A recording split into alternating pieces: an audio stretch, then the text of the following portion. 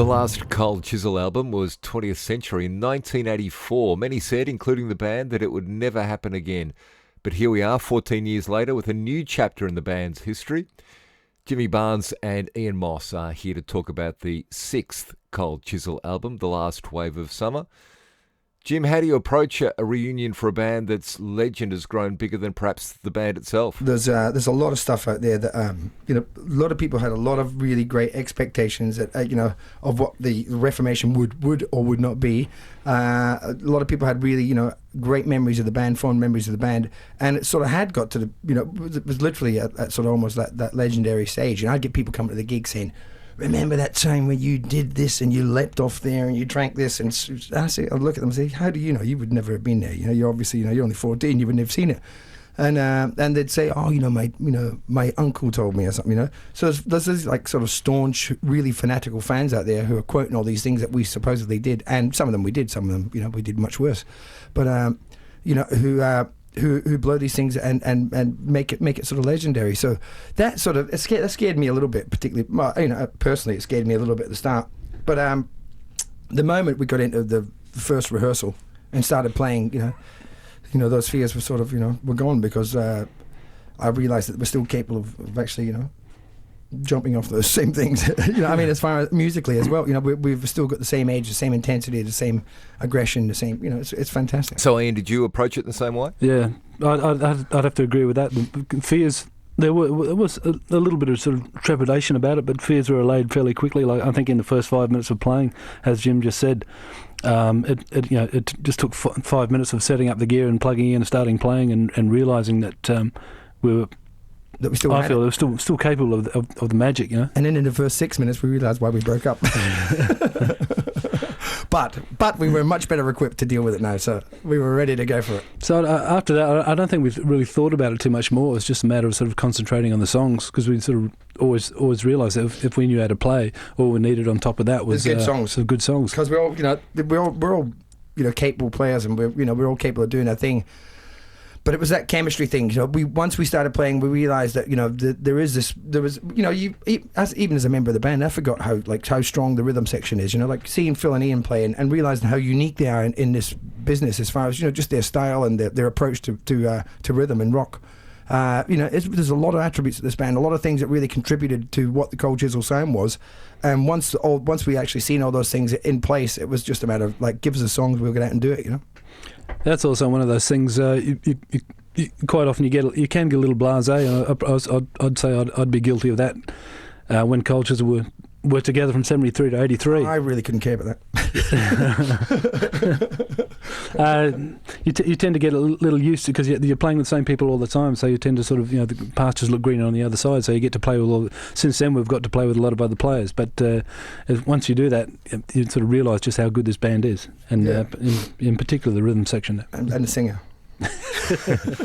Why do you think after all this time there's been such a growing demand for this to happen? There's a lot of things. Part of the things that make bands work, and particularly this band, it's not just the egos, it's the will. Everybody in the band has, even like Phil, who's as quiet as a mouse, still has a definite idea of what he wants this band to be, and he's willing to fight in his own way to retain that. So there's a lot of will and a lot of ego and a lot of which creates the tension, which obviously makes this band fiery and spark and attracts people. So there's a lot of different things that come into that. Doesn't matter what band you're in, you have to, at some point, if you're making a lot of money, or if there's a potential where a lot of money is to be made, you have to sit back and look carefully at business decisions, just to make the right decisions, so that you don't get screwed, so that you don't screw other people up. You don't mess up the punters. We have to keep control of the thing. So as much as a lot of people think Cold Chisel is about getting up and drinking and playing hard rock in Australian pubs, it's about sort of a lot of thought and about keeping things organised and happening as well. So Cold Chisel breaks up. You're all about to go and do other things, but beforehand you embarked on the legendary Last Stand tour. At the time, did it feel like a bit of a chore? No, I remember it being obviously very emotional, but I didn't. I think the first lot of gigs we did before we sort of took that break and had to cancel for a while. We hammered ourselves really hard. You have to remember, we're going out and we're playing every gig to an audience that was the last time they're ever going to see us. And we had this knack of making everybody in the audience feel like they were our best mates. So we had a lot of people to have a farewell drink with. and it was we were really doing hard gigs, really long shows, full on, giving them all that we could, and then having to party the same afterwards, and it did take its toll for a while. So maybe if anybody had any sort of problems with the quality of the last stand gigs, it was a couple of gigs where my throat was burnt out. But other than that, they were great. They were really. I remember the very last one we did. It was so emotional. It was fantastic. It was this sense of freedom and a sense of loss at the same time. It was being scared, and you're on your own. Yeah, actually, I think the hard part was before we announced that we're going to break up, and before we started the Last Stand tour. The hard and heartbreaking bit was what was happening before that, because it wasn't going too well. Otherwise, we wouldn't have sort of announced we were going to split up. Yeah, it was sort of seeing something that we all were so safe within, because it was our band. It was our sort of like our fort. The gang of us hung together. We were sort of insular. We kept up. We did what we wanted. We kept away from everybody, and we could just terrorize anybody we liked. So we were really safe within these confines. And to feel it sort of splitting because it was a natural thing, we had to get out and learn more. We had to we had to learn how to write new songs and play with other people and bring it back to this band. But it was a bit scary, But at the same time, I always felt the same. As much as I was scared, it's like when you go to a country or something for the first time, it's that excitement about the challenge or the fear factor. Yeah. Now, is there something special you can put your finger on that makes the band so special as a collective group? I think there's certain things in the band that we're all good at. Certain functions that we were good at then and that we are still good at now. Yeah, go ahead. And it's and there's certain things that people just naturally stand up and go, hey, I can do that, and I can lead with that. And there's certain skills that other people have acquired over the period that we've broken up that they're bringing to the Yeah, I think we're finding we're just naturally gravitating towards our strengths, which sort of made the band great in the past. So that kind of thing is happening quite naturally. Like I said, we are still just as volatile and just as as spontaneous, and it could go any way. As far as it's fairly intense. But I think because we're that bit wiser and older, we're capable of dealing with those sort of volatile situations better. And although they're still just as wild and could fly off the handle, we're sort of channeling that aggression and that emotion back into the music more, which is something that's really good, because we did that sort of unintentionally before, and we spent a lot of energy doing it. Now we're really focusing, and I think the band's a much better band than it was, and it's a band that literally we've got together now to finish off what we were capable of doing, and the band is stepping into a new level. Well, since the last time and the last shows as a band, how do you see things have changed? Is it harder now, do you think? I'm a little worried. The music business is there's a lot of great bands here. I don't think it's as healthy as it was. There's not enough venues for live bands for a start. There's not enough venues for young bands. There's not enough opportunities for young musicians and young songwriters to showcase their stuff. I don't know. It's a tough business out there. It's sort of back in the late 70s and early 80s, when perhaps it was the golden era, if I may say that, of Australian music. On the management side of things, I think a lot of people are still learning, and because there's no kind of training you can do for both management and sort of trying to make it as a band. You kind of made it up as you went. You couldn't refer to a manual on how you do it, kind of thing. So all that is the only manual that rock and roll managers were referring to was on video. No, it was. You sort of floundered and fumbled and found your way in the dark, basically. So a lot of that's a lot more together. And I think young bands are doing that at the moment. They're out there because they're doing new stuff. That it's obviously a different scene, different clubs, different gigs, different music, different recording techniques. Record companies are different. Music's very corporate at the moment. And artists fight to get over that, and that's what the tension between that is what creates music. So it's good to have a good, healthy battle on your hands. Is always good anyway, I reckon. Well, the album's done. The next question for fans is live shows. Yeah, we went round the hoop a bit on how we were going to do it, and the main thing is we didn't want to sort of rush out and just say, we're coming, we're doing pubs, we're coming out, we're doing Incense or whatever. We had to look at it really closely. There's a lot of promoters who are interested in doing it, so we've been weighing it all up, and it's taken longer than we expected, but we will be announcing it sometime in the next week or so. But basically, we want to get out and play it to as many people as possible. And I think we'll probably start touring mid to late December and tour through January. We want to get out in the summer, do some indoors, do some outdoor shows. We'll be playing obviously a lot of stuff off the new album. We have a wealth of back material from the old coaches or stuff to do, of which we'll pick the things that we think need to be played and that people want to hear and that we want to play. And just by definition of that alone, I think the show will be fairly long. I think if the show has to be 2-3 hours, who cares? We'll have to give people what they want as far as a balance of material. I know as players we're all keen to get out and play. We're playing well. The chemistry's good. We're all fit. So it should be really all we need is just add an audience and we're ready to go. Well, it's been a long time between shows. So what are you expecting? I see pain. I see pain followed by more pain. No, I think it'll be fairly full on. We're gonna have a really good time. Summer tours are always good. The most important thing for us is to keep the standard of the show's great.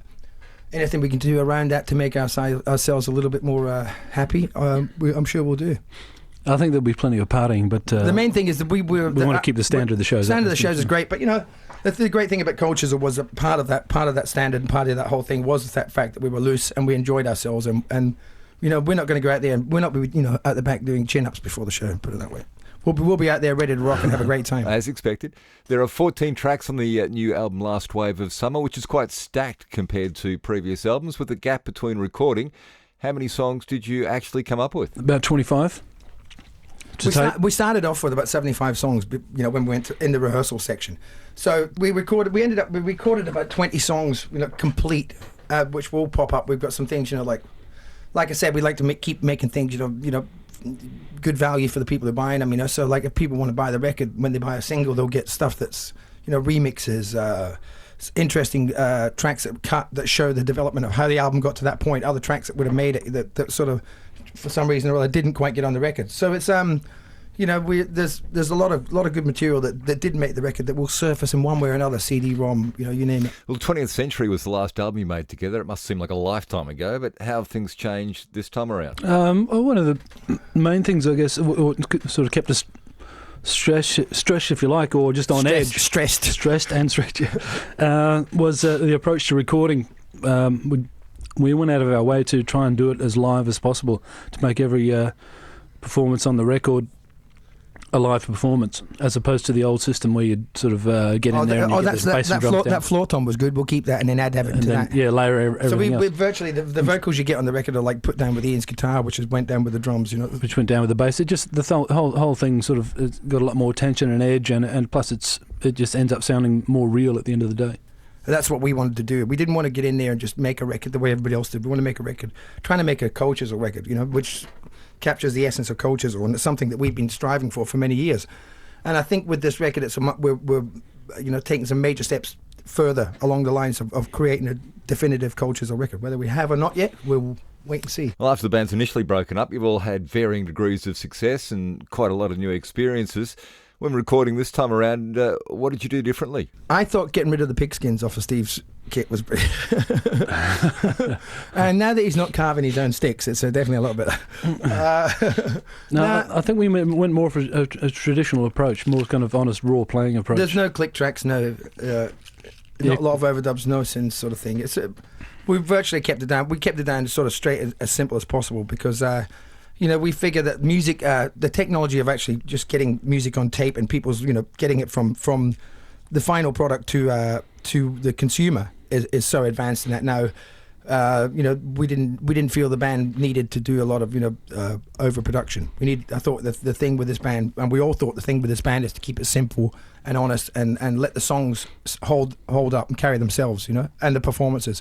We didn't want people to sit back and go, "You heard that Cold Chisel record? God, the production's great." We want people to sit back and go, "Did you hear the way Jimmy sang, or the way that the players play the songs, were, the way that record felt as opposed to the way it sounded." Technology can be a good thing, but it can get in the way of a good, honest performance. When you haven't done an album for 14 years, I guess there's a lot of pressure on the first track on the album. Jimmy, it's Mr. Crown Prosecutor. Mr. Crown Prosecutor is a song that was brought to this album. That was probably one of the last songs that was introduced. That Don brought it as a last minute thing that he'd written, and it was really, really fantastic. The minute we played it, we all knew that was a really great and menacing, dark, song that really suited this band. I think lyrically the song is probably it's probably taking a thing about it's easy for problems like drug abuse and suicide and things like that in youth in this country don't know the boundaries of economics. They're not sort of restricted to people who are living out in Terry Hill, wherever, just struggling to make ends meet.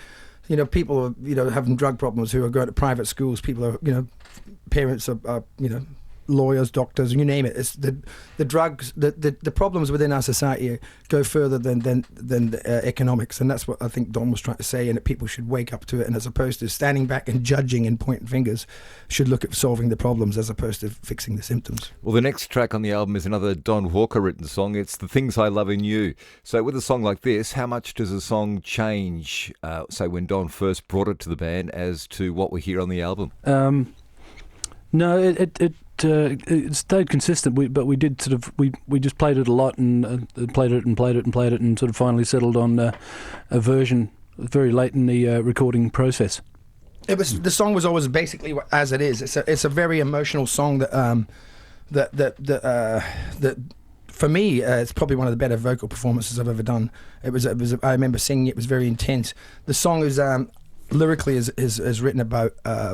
It's almost like a stalker. One of Don's twisted, sick lyrics, which I think he might have written about me. No, it's about a fella who's been in a relationship, whether it was marriage or whatever, I'm not sure. The relationship breaks up, and the guy can't deal with the breakup, and he's basically stalking the ex, and he's standing, actually, in the last verses of the song, he's standing outside the window while she's inside making love to someone else, and he's imagining all the things that she used to do to him that he loved. That he's now doing to the new guy. Yeah. She's now doing to the new guy. Who's about to die when he comes outside. But it's a very menacing song. Quite emotional song. A lot of the lyrics on this album are not what they seem. They're very, very dark, very menacing, and very, for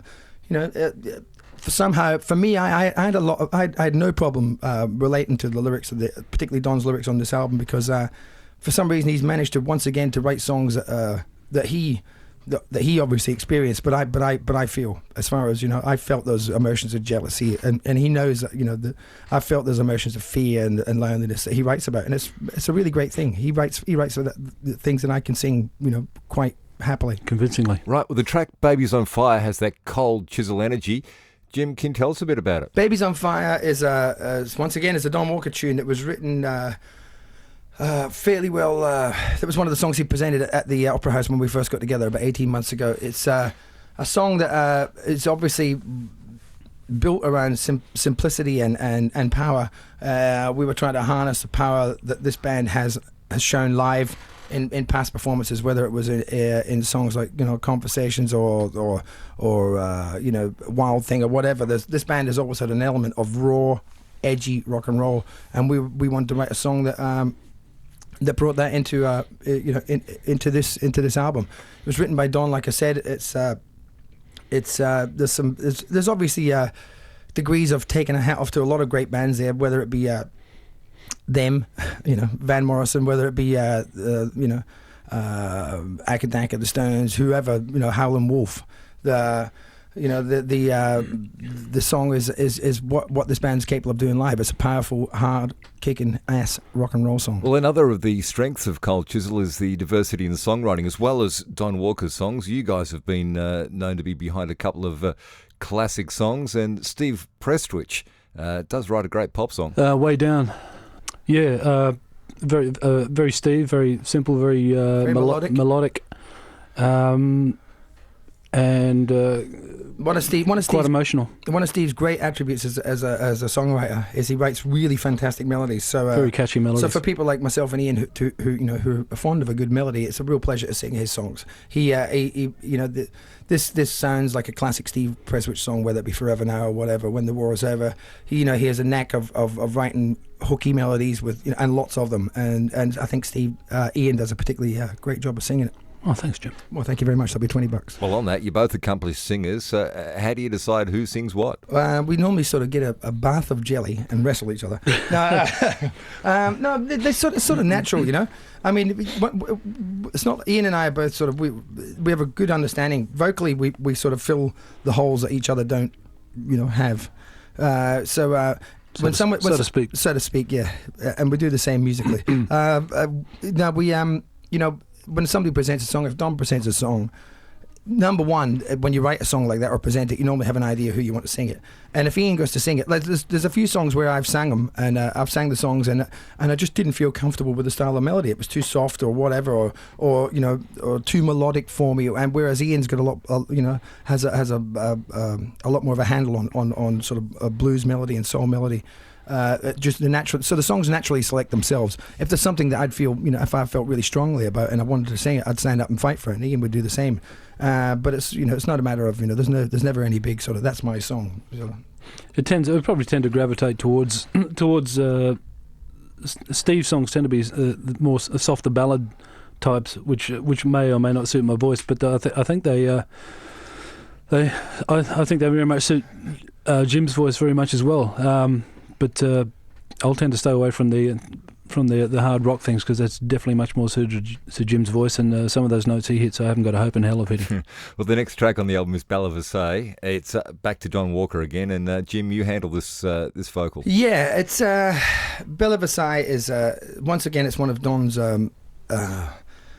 I think sort of his erotic fantasies that he has. It's sort of the song reminds me, because I lived in the south of France, it reminds me of Marseille for some reason. It has this sort of Middle Eastern, Southern European feel about it, and basically it's about how I think lyrically the song's probably about no matter who you are, where you come from, what you do, you do anything for love, basically. And I think that's the Bella Versailles, the perfume is this mystical, beautiful perfume that Don's obviously smelled or read about somewhere, that really conjured up this image of something exotic and mysterious, and he's used it as some sort of thing to represent love. That's my bit, and I'm sticking to it. And I think musically the song's really unusual. I think there's some. This is one of the classic sort of sounds that Cold Chisel sort of is quite unique to Cold Chisel. Just the amount of space that Don leaves in the keyboards, the sound, the cleanness of the guitar, the style of riffs, the style of licks that Ian's doing. It's a really quite an unusual sort of thing. It has a Middle Eastern, European thing, and I think probably only this band could get away with it for a start. Never mind, or never mind think of doing it. And it's just one of those great sides of Cold Chisel that I love. Yeah, I think Bella Versailles is a great example of the diversity Cold Chisel is capable of. Well, the first new song that people would have heard is Yakuza Girls. It seems like an appropriate song to reintroduce Cold Chisel. Yakuza Girls was the thing that we chose to put out first to the public and to radio. Mainly because we wanted to have a song. It was coming down to one of two songs, that or Babies on Fire, and we wanted to have a song that came out and showed that the band was capable of getting out there and kicking ass, rocking and insulting everybody in the universe, basically. So if you look carefully at those lyrics, there's not many people we didn't sort of manage to get onto the case in. I don't care who they are. No one was left unscathed, including us. But it's all done very tongue in cheek. Once again, it's Don's sick fantasies. I think he actually wrote this song just so we could make a film clip for it. And star in it. And star in it. Yeah, but it's a song that's it shows a lot of energy. It's there's some outrageously good guitar playing from Ian on might I say, and I think Steve.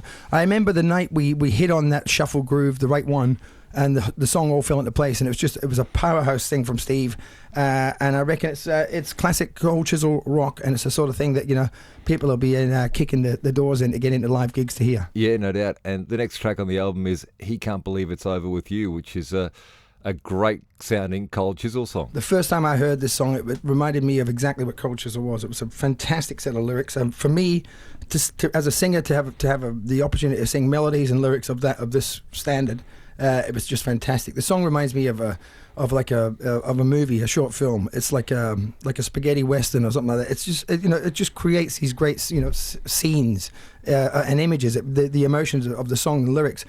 And basically, it's once again, it's as the lyric says, he can't believe it's over. It's about whether it's a jaded lover or an ex-boyfriend coming back and just sort of trying to muscle his way back into a relationship where he's not welcome. And the lyrics, the way Don writes the lyrics, I can relate to him. Exactly. It sounds like something I would do. Where over the period of the song, the guy just becomes more menacing and saying, I'm going to have to take him aside and give him a little words, So it's a great song. musically it comes to the bridge, which I think is a really fantastic bridge. Once again, it just creates all these images. Like, this is a classic Cold Chisel, Don Walker song with great lyrics, great playing, and a really great story. Well, do you find songs grow or change when it comes down to recording them? Oh yeah, because I once I start singing, I shut my eyes and open them up, think, where the hell am I? And I don't remember the words, so I've got to make them up on the spot. So which I did on Angel in My Room. Angel in My Room is a song that was written. It was written, I think, basically first by Jane. She was writing at the Mushroom Songwriting Conference in Melbourne. And it was her first trip away as a writer and writing with other people besides myself. And she was sort of nervous. And she was writing with Jeremy Smith from The Hunters. And she rang me and said they had this really great idea, but she wasn't sure how to finish it and stuff. So I had a day off. I was on tour, so I flew down.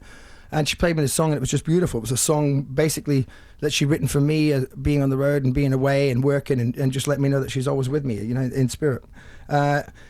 It's a song that I really particularly enjoyed singing. I think it's a song that suited Cold Chisel very much as far as our gospel, our blues, and R&B sort of, roots that we have. And I think the vocal sound on this track is fantastic. So it's a song that was written by myself, Jane, and Jeremy Smith. And I presented it to the band, and the band just loved it. So I was very pleased that it made the record. Yeah, well, as you say, that song is a co-write, but the only song you've written by yourself on the new album is Never Stop Loving You. Yeah, this is one of Never Stop Loving You is one of my songs. It's a song that I wrote. I think I wrote after a huge fight with Jane, actually, and it was one of those things where I was basically saying lyrically that no matter what happens, no matter what we do, no matter how bad it ever gets or anything ever can get, that I'd never, basically never stop loving her because I have no choice. I love her anyway. So it was a fairly tough, fairly aggressive song. It's a little bit different to the other material in the album. It's probably because it's a song that I wrote. It's probably more pop based than a lot of the stuff that Don writes. So in doing that, the way I produced it, the way we produced this track, is there's doubled guitars and there's some acoustic guitars underneath it, and we spent a little bit more, not a lot, a little bit more time on the production than say we would have on and on overdubbing than we would on another track. But it's still very raw, very basic, and I think with my style of slicker writing and with this band's style of performance, it's made a real powerful sort of hybrid of things, which is very catchy, I think. In other words, there's Jim's slick writing and this band's rough as guts playing. I've made this band look really good. No, I think it's true, because I do. Anybody who listens to my records and Cold Chisel records can see the difference. I'm much more, I'm probably more pop and more mainstream than Cold Chisel are as a unit. And so that combination of their looseness and their rawness, and I thought, they fought to keep it raw, and I fought to make it polished, and where we ended up with it is a really interesting thing, and it's a very powerful song, I think. And the way I think the style of drumming that Steve did and Phil, it's very it's very on. It's probably one of the most modern sounding songs on the record, but without being sort of too hip for the sake of it. Yeah. So Ian, the song Red Sand, it's one of yours. You've written it and also handle the vocals on it. Yeah. The music for Red Sand was sort of has been around for a little while. It's a bit of a sort of musically, it's a bit of a tip of the hat towards swamp kind of thing. Tony Joe White, Creedence. But yeah, no, the story is the lyrics are based on a true story, which was quite an involved story, but something that happened. Or originated in Broome, Western Australia, about 100 years ago. I certainly hope the lyrics do the story justice, because it's a fair bit of story to fit into a concise 7-minute song. Jim, the song Pretty Little Thing is one of those Cold Chisel songs that seems to capture the live side of the band. Yeah, this one I think is pretty well. With this song, Pretty Little Thing is a song that was so raw and so loose and so... the whole lyric and everything, melody was so wild that we decided that we had to get this as loose and as wild and as live as possible. The thing's basically done on one take. Get in there and do your nastiest. We were told the song nearly didn't make the record because we thought it was a bit too tight. If you can imagine that, it's so loose. It's all any looser, it would be tight. It was just like the one performance, and we really went for it. And I think we actually ended up using a desk mix, which is sort of something that you just sort of on the night you throw up, the knobs of the faders and say, oh, that sounds all right. And it was really raw, and it captured the sort of essence of the evening, the spirit of the song. Yeah. So it's a really raw song. It's a lot of fun to sing. It's tears your breath out, and it's there's some classic Don Walker Blues writing there, and some great lines to sing in it. And Don Walker's responsible for the next track on the album, So Hard. It's a song. No, So Hard was a song that for me is one of my favourite songs on the record. It's a great song. We never we mucked about with instrumentation a little bit on this, how raw we would make it, where we'd come in. But basically the song survived as it is, through the whole recording process. And it was one of those songs where we never played it very often. We left it to the last minute and we said, all right, we're going to get this. There's a bunch of songs where we had to get this, and this. And it was one of those where we had to get it in one performance because of the nature of the song. Musically, So Hard is from a guitar player's point of view, at the very least, is a fantastic just song to sort of to rip right into and just disappear on a little musical trip. Well, Yakuza Girls, which we spoke about before, was the first song from the album, and Water into Wine, I believe, is an upcoming single. They're vastly different songs. It's one of those songs that as soon as we all heard it, we thought it was a single. It's a really great commercial, well-written melodic piece of writing. It's a real pleasure to sing. We tried doing instrumentation on it a few different ways, but it's one of those songs where what you see is what you get. There's not much you can do with it. It's a really simple song that can be sat and played on an acoustic guitar or on a piano, and doesn't need a lot done to it. So the production on this again is minimal. It's fairly well done live. If you listen closely, you'll hear some of the most minimalistic organ playing you've ever heard in your life. I think Don was actually renting at Hammond by the note. But it's really great, very tasteful. A tribute to Steve as a songwriter, and it's a song that once again I think shows another side, a side of Cold Chisel that a lot of people like, which was the Forever Now, Steve Preswich, the classic Preswich melody side of Cold Chisel, and this is a really great example of it. Yeah, and the final track is the song that the album has been named after. Yeah, it's about those years when you're a teenager. I think you'll remember where you go through a change in life where it can happen anytime. But I mean, particularly it becomes vivid to me as say 15-year-old where suddenly your whole life changes and you meet someone that completely changes your way of thinking. You're completely turns you upside down, and your life is you're no longer a youth. Basically it's that the winter's coming. It's a change. You realize pain. You realize loneliness. You realize hurt. You realize love. The thing is, a lot of people think, you find love in a song, or you find love and it's all, roses and glory. If you find anything, you can't just take the good bits of anything. It's the same as your personality. You can have a choice. You can either be good or you can be complete. If you want to take something and it's complete, a lot of it's painful. And I think, to find the experience of love, as a youth, and then and knowing that it's going to change and go is what the song's about. The Last Wave of Summer is probably my favourite track on the album, mainly because it covers the range of emotions. It covers, as Jim just said, it goes from happy to sort of sad and to realising that things aren't all roses, but it says it in such a beautiful way, and it's passionate, and it's there's a lot of stuff musically. There's a lot of styles. There's an outrageous huge slide solo for me, in which I think sounds fantastic. There's some real interesting production things happening with this, as far as Don's work on Farfisa. I think the rhythm section's really great on it, and the old Fender Rhodes piano makes a bit of an entrance here too. And it's the whole thing sort of makes this this very menacing, very dark, very moody look at life in Australia. I think particularly it really sounds like the end of Australian summer to me.